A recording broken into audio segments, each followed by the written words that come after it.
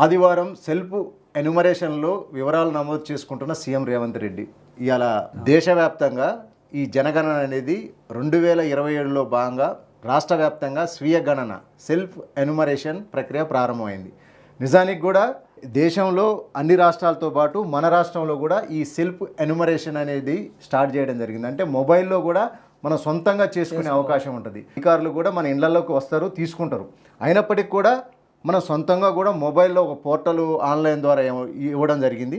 దానిలో మన వివరాలన్నీ కూడా పొందుపరిచినట్లయితే అది ఆటోమేటిక్గా ఆ వెబ్సైట్లోకి వెళ్ళిపోతుంది.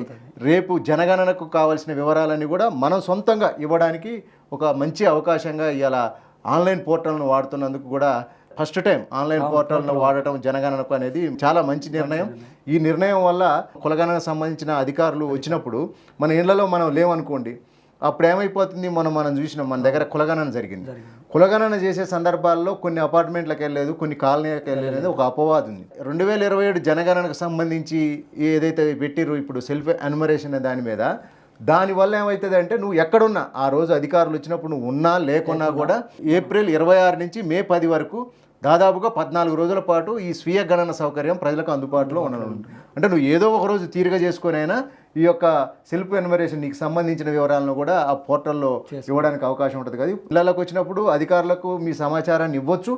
ఇవ్వలేని వారు ఖచ్చితంగా ఈ ఆన్లైన్ పోర్టల్ను వాడుకొని మీకు సంబంధించిన వివరాలను కూడా ఆ పోర్టల్లో దాంట్లో పొందుపరిచే అవకాశం ఉంటుంది. కాబట్టి ఆ పోర్టల్ను వినియోగించుకొని మీ వివరాలను కేంద్ర ప్రభుత్వానికి సబ్మిట్ చేయాలని చెప్పి కూడా కోరుకుంటున్నాం.